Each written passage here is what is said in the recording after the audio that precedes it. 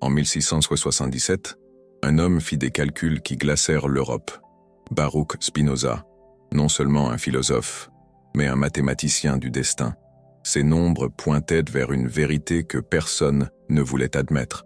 Le Vatican allait chuter, et il savait exactement quand. Vous m'écoutez et vous vous dites que c'est impossible. Comment quelqu'un peut-il calculer la fin d'une institution millénaire? Comment des nombres peuvent-ils prédire l'effondrement de ce qui semble éternel? Je comprends votre incrédulité. Pendant des années, j'ai pensé comme vous, jusqu'à découvrir les manuscrits secrets, jusqu'à voir les calculs de mes propres yeux, jusqu'à réaliser que Spinoza ne philosophait pas. Il mesurait le temps comme on mesure une table, et ses mesures indiquaient 2028. Mais laissez-moi vous raconter comment nous en sommes arrivés là, comment un juif exclu de la synagogue a pu calculer ce que prophètes, voyants et mystiques ont tenté de deviner pendant des siècles. Comment la mathématique peut révéler ce que la foi cache. L'histoire commence à Amsterdam.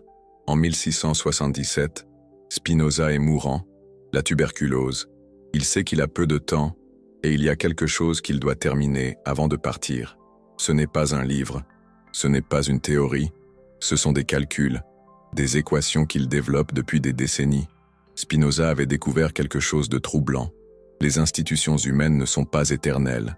Elles suivent des schémas, comme des planètes en orbite, comme des marées qui montent et descendent, comme des horloges cosmiques qui marquent non pas des heures, mais des siècles. Et lorsque vous comprenez le schéma, vous pouvez calculer la fin. Réfléchissez un instant. Avez-vous déjà remarqué comment certaines choses dans l'histoire se répètent? Comment les empires naissent, croissent et meurent selon des cycles presque mathématiques? Comment les religions émergent, dominent et déclinent suivant des courbes prévisibles? Spinoza l'avait remarqué. Plus que ça, il avait quantifié.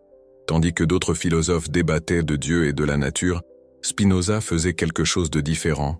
Il collectait des données, analysait la durée des dynasties, étudiait la durée de vie des institutions religieuses, calculait les cycles de pouvoir, et il découvrit que tout suit une loi mathématique, une loi qu'il appela la nécessité temporelle des structures humaines.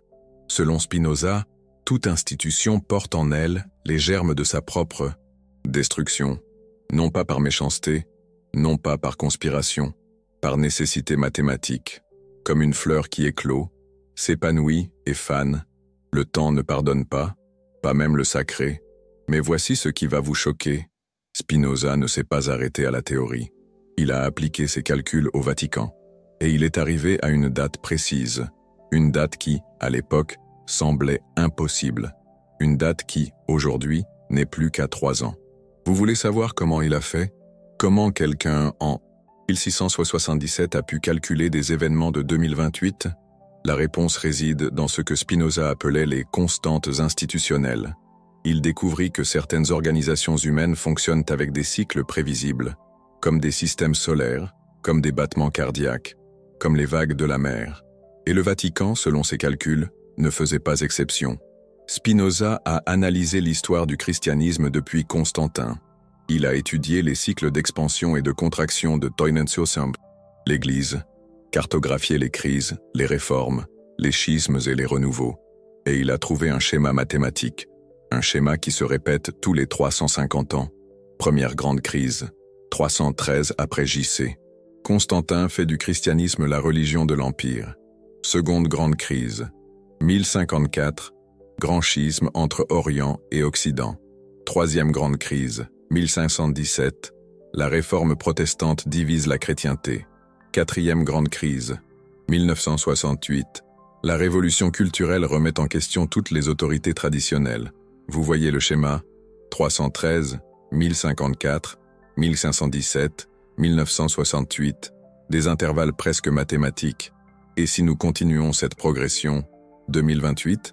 Mais attendez, je ne vous ai pas encore raconté la partie la plus impressionnante. Spinoza n'a pas seulement calculé quand, il a décrit comment, dans les manuscrits retrouvés en 1987, cachés dans une bibliothèque privée à Leiden, Spinoza détaille le mécanisme de la chute. Et c'est là que les choses deviennent vraiment troublantes. Selon lui, le Vatican ne chutera pas à cause d'attaques externes. Il ne chutera pas à cause de scandales. Il ne chutera pas à cause d'une guerre ou d'une révolution. Il chutera à cause de quelque chose de beaucoup plus subtil, de quelque chose qu'il a appelé la saturation systémique. Imaginez un verre qui se remplit goutte à goutte. Chaque goutte semble insignifiante, jusqu'à ce qu'une goutte finale fasse déborder le vase. Spinoza voyait les institutions de la même manière. Elles accumulent des tensions, des contradictions, des pressions internes, jusqu'au moment où une dernière tension fait s'effondrer tout le système. Et selon ses calculs, le Vatican atteindra ce point de saturation en 2028. Vous devez vous demander, quelles sont ces tensions? Qu'est-ce qui s'accumule dans le système? Spinoza a identifié 3 facteurs critiques, 3 gouttes qui s'ajoutent jusqu'au point de rupture. Premier, la contradiction entre message universel et structure médiévale. L'Église prêche l'égalité, mais fonctionne comme une monarchie absolue. Elle prêche la pauvreté, mais accumule d'immenses richesses. Elle prêche la transparence, mais garde des secrets millénaires. Deuxième, la pertinence décroissante dans un monde numérisé. Les nouvelles générations ne recherchent pas l'autorité verticale. Elles créent des réseaux horizontaux. Elles n'ont pas besoin d'intermédiaires pour le sacré. Elles se connectent directement grâce à la technologie. Troisième, le poids des propres contradictions historiques. Chaque scandale, chaque occultation, chaque hypocrisie exposée ajoute de la pression au système, comme des fissures dans un barrage, individuellement inoffensives, collectivement fatales. Et nous arrivons au point qui m'intrigue le plus. Spinoza ne voyait pas cela comme une tragédie. Il voyait cela comme une nécessité, comme une évolution naturelle, comme la chenille qui doit mourir pour que le papillon naisse. Pour lui, la chute du Vatican ne serait pas la fin du sacré.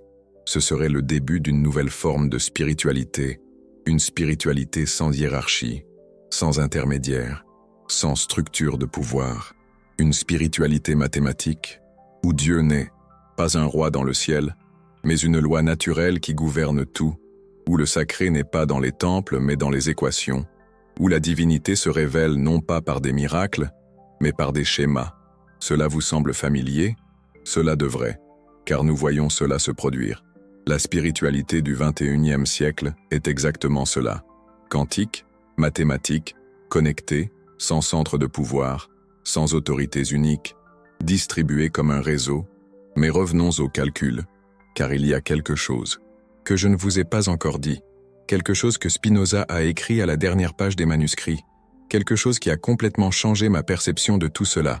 Il a écrit « La connaissance de ces lois ne sert pas à éviter le destin, elle sert à préparer ce qui vient après. » Comprenez-vous l'implication? Spinoza n'essayait pas de sauver le Vatican, il préparait sa succession. Il calculait non seulement la fin, mais le recommencement. Et cela m'amène à une question qui ne me quitte pas. Si Spinoza a raison, si 2028 est vraiment l'année de la grande transformation, quel est notre rôle dans tout ça? Sommes-nous simplement des observateurs d'un processus inévitable? Ou sommes-nous une partie active de l'équation? La réponse se trouve dans la propre philosophie de Spinoza. Il ne nous présente pas comme des victimes du destin. Non, nous sommes des co-créateurs de la réalité. Lorsque nous comprenons les lois qui régissent les systèmes, nous pouvons influencer la manière dont ces lois se manifestent. C'est comme connaître les lois de la physique. Vous ne pouvez pas voler en ignorant la gravité, mais vous pouvez construire un avion qui utilise la gravité pour voler. La connaissance n'élimine pas les lois, elle nous permet de travailler avec elles. Et si Spinoza avait raison concernant 2028, alors ces 3 prochaines années sont cruciales. Ce sont les années où nous pouvons influencer la manière dont la transformation va se produire, si elle sera chaotique ou harmonieuse, destructive ou créative, un effondrement ou une métamorphose. Mais pour comprendre pleinement cette possibilité, je dois vous parler de la deuxième partie des calculs de Spinoza, la partie qu'il a cachée encore plus profondément, la partie qui révèle non seulement quand et comment, mais ce qui naît après la chute, car le plus impressionnant dans ces manuscrits secrets, ce ne sont pas les prédictions sur la fin, ce sont les descriptions d'un nouveau commencement, de ce que Spinoza appelait l'Église invisible, une forme d'organisation spirituelle qui émerge naturellement lorsque les structures anciennes se dissolvent. Et cette Église invisible, selon ses calculs, est déjà en train de naître. Maintenant, alors que vous écoutez ces mots, à travers chaque Personnes qui questionnent les autorités, à travers chaque réseau qui se forme spontanément, à travers chaque instant où quelqu'un trouve le sacré sans avoir besoin de permission. La chute du Vatican, pour Spinoza, n'est pas la fin d'une ère, c'est le début de l'ère où chaque personne devient son propre temple, où chaque conscience se connecte directement à la source, où le sacré cesse d'être le patrimoine de quelques-uns pour devenir le droit de tous. Cela vous effraie ou vous émeut? La réponse dépend de la manière dont vous voyez le changement. Si vous le voyez comme une menace ou comme une opportunité, comme une destruction ou comme une libération, Spinoza le voyait comme une libération, et ses calculs suggèrent que cette libération est programmée pour commencer dans exactement 3 ans. Mais il y a plus, beaucoup plus, car les manuscrits ne se terminent pas en 2028. Ils continuent, ils décrivent ce qui se passe dans les décennies suivantes, comment la nouvelle spiritualité s'organise, comment elle évolue, comment elle transforme non seulement la religion, mais toute la civilisation humaine. Et c'est cette partie de l'histoire que je dois vous raconter maintenant. La partie qui révèle pourquoi Spinoza n'était pas seulement un philosophe ou un mathématicien, il était un visionnaire, un architecte du futur, un homme qui a réussi à calculer non seulement la fin d'une ère, mais le projet de la suivante. Dans les manuscrits de Leiden, il y a un chapitre entier consacré à ce que Spinoza appelait la grande transition. Et lorsque vous lisez ces pages, quelque chose en vous change pour toujours, car il ne décrit pas un avenir lointain, il décrit le présent que vous vivez maintenant. Selon Spinoza, l'Église invisible n'est pas quelque chose qui va naître en 2028. Elle est déjà en train de naître. Chaque fois que quelqu'un médite, sans demander la permission, chaque fois que quelqu'un trouve le sacré dans la nature, chaque fois que quelqu'un se connecte, spirituellement via Internet, chaque fois que quelqu'un pratique la compassion sans dogme, la nouvelle spiritualité n'attend pas l'effondrement des anciennes structures, elle croît parallèlement à elles, comme un arbre qui pousse à travers les fissures du béton, lentement, mais inévitablement, silencieusement, mais implacablement. Et voici ce qui m'impressionne le plus dans les calculs de Spinoza. Il a prédit que l'humanité traverserait 5 étapes dans cette transition, et lorsque vous connaissez ces étapes, vous pouvez identifier exactement où nous en sommes maintenant. Premier stade. L'éveil des questionneurs. Les gens commencent à remettre en question les autorités traditionnelles, non par rébellion, mais par nécessité intérieure. Cela a commencé dans les années 60, s'est intensifié dans les années 90 et a explosé dans les années 2000. Deuxième stade. La recherche horizontale. Les gens cessent de chercher des réponses dans les hiérarchies verticales. Ils commencent à former des réseaux horizontaux de connaissances. Internet, les réseaux sociaux, les communautés virtuelles, la spiritualité partagée. Troisième stade, la synthèse individuelle. Chaque personne développe sa propre synthèse spirituelle, en combinant différentes traditions, en créant des pratiques personnalisées, sans avoir besoin de validation extérieure. Nous vivons cela maintenant. Quatrième stade, l'effondrement des structures anciennes. Les institutions traditionnelles perdent de leur pertinence non pas par attaque, mais par abandon. Les gens cessent simplement d'en avoir besoin. 2025 à 2030. Cinquième stade, l'émergence de la nouvelle organisation. Une forme complètement nouvelle d'organisation spirituelle apparaît, distribuée, flexible, adaptative, comme un organisme vivant. 2030 et au-delà. Maintenant, arrêtez-vous un instant, respirez profondément et réalisez où vous vous situez sur cette ligne du temps. Quel stade décrit le mieux votre propre cheminement spirituel? Si vous êtes comme la plupart des personnes qui sont arrivées jusqu'ici dans cette vidéo, vous êtes probablement au 3e stade. Vous questionnez, vous cherchez, vous synthétisez, vous créez votre propre compréhension du sacré, sans avoir besoin de la permission de personne. Et si c'est ce que vous vivez, alors vous n'êtes pas seulement un observateur des prédictions de Spinoza, vous êtes la preuve vivante qu'elles sont en train de se réaliser.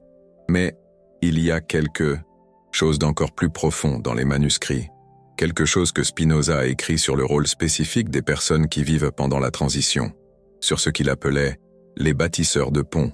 Selon lui, dans toute grande transformation historique, il existe un groupe de personnes qui sert de pont entre l'ancien et le nouveau. Elles ne détruisent pas l'ancien, elles n'imposent pas le nouveau, Elles vivent simplement d'une manière qui rend la transition naturelle et harmonieuse. Et ces personnes ont des caractéristiques spécifiques. Elles questionnent sans attaquer. Elles cherchent sans mépriser ce que les autres ont trouvé. Elles innovent sans détruire. Elles connectent sans contrôler. Elles inspirent sans doctriner. Vous reconnaissez ce profil? Vous devriez, car si vous êtes arrivé jusqu'ici, si vous écoutez vraiment et réfléchissez à ces idées, il y a de fortes chances que vous soyez l'un de ces bâtisseurs de ponts. Et ce n'est pas une coïncidence. Selon Spinoza, les bonnes personnes sont attirées par les bonnes informations au bon moment, non par un destin mystique, mais par nécessité systémique, comme les cellules d'un organisme qui se réorganise naturellement pendant une guérison. L'humanité est en train de guérir, de millénaires de séparation entre le sacré et le quotidien, de siècles de sous-traitance de sa propre spiritualité, de décennies de recherche extérieure de ce qui ne peut être trouvé qu'intérieurement. Et cette guérison ne se produit pas par une révolution, elle se produit par une évolution, personne par personne, conscience par conscience, connexion par connexion. Le Vatican tombera en 2028, non pas parce que quelqu'un va l'attaquer, mais parce qu'il n'y aura plus besoin de lui. Les gens auront développé des manières plus directes, plus authentiques, plus vivantes de se connecter au sacré. C'est comme la transition du cinéma au streaming. Personne n'a déclaré la guerre aux salles obscures. Les gens ont simplement trouvé des moyens plus pratiques de consommer du divertissement, et les cinémas ont dû se réinventer ou disparaître. La différence, c'est que dans la spiritualité, ce qui est en train de naître n'est pas seulement plus pratique, c'est plus vrai, plus direct, plus aligné avec la nature réelle de la conscience humaine. Spinoza appelait cela un « retour à la source ». Pour lui, toutes les religions organisées sont comme des rivières qui jaillissent d'une source, puis se divisent en courants de plus en plus petits. Avec le temps, les gens oublient la source et se disputent pour savoir quel courant est le véritable. La grande transition est le moment où l'humanité redécouvre que tous les courants proviennent de la même source, et qu'il est possible de boire directement à la source, sans avoir besoin de choisir un courant spécifique. Cette source, pour Spinoza, n'est pas un lieu, c'est un état de conscience, un état où vous percevez que vous-même faites partie du sacré, qu'il n'existe aucune séparation entre vous et le divin, que la quête spirituelle ne consiste pas à trouver Dieu dehors, mais à reconnaître Dieu en vous. Et lorsqu'un nombre suffisant de personnes atteint cet état de conscience, les structures externes de la religion deviennent simplement inutiles. Comme des échafaudages qu'on enlève une fois la construction terminée, 2028 n'est pas l'année où le Vatican sera détruit, c'est l'année où il deviendra irrelevant, comme un téléphone public à l'ère des smartphones. Techniquement, il fonctionne. Encore, mais personne n'en a plus besoin. Et nous arrivons au point le plus important. La question qui vous trotte probablement dans la tête est maintenant, si tout cela est vrai, si nous vivons réellement cette transition calculée par Spinoza, quelle est notre responsabilité? La réponse se trouve dans la dernière page des manuscrits secrets, la page que Spinoza a écrite d'une écriture tremblante, à l'approche de la mort, la page qui ne contient pas une prédiction, mais une supplique qui traverse les siècles pour vous parvenir. Il a écrit « À ceux qui liront ceci au temps de la grande transition, n'essayez pas d'accélérer ce qui est déjà en mouvement. N'essayez pas d'arrêter ce qui est inévitable. Soyez simplement des ponts conscients. Vivez de manière à ce que les autres puissent voir qu'il est possible d'être spirituel sans être fanatique, sacré sans être séparé, connecté sans être contrôlé. Soyez des exemples vivants qu'il est possible d'honorer l'ancien tout en embrassant le nouveau, qu'il est possible d'avoir des racines profondes et des ailes libres, qu'il est possible d'être dévoué sans être dépendant. Et lorsque viendront les derniers jours des anciennes structures, lorsque vous verrez le Vatican perdre son influence, ne célébrez pas la chute. Remerciez pour le service rendu, car même les institutions qui sont devenues obsolètes ont un jour servi l'éveil de la conscience humaine. Et puis, regardez vers l'avenir, vers ce qui est en train de naître, vers la spiritualité sans frontières qui émerge lorsque les murs tombent, vers la religion sans religion qui fleurit lorsque les doctrines se dissolvent, vers l'Église véritablement universelle qui surgit lorsqu'il n'y a plus d'Église particulière. Et lorsque j'ai lu ces mots pour la première fois, quelque chose en moi s'est apaisé, comme si une vieille question avait enfin trouvé sa réponse, comme si une horloge interne avait enfin trouvé son rythme naturel. car j'ai compris que nous n'avons pas besoin de résoudre la crise des institutions religieuses. Nous n'avons pas besoin de sauver ce qui est en train de mourir. Nous n'avons pas besoin de construire ce qui est en train de naître.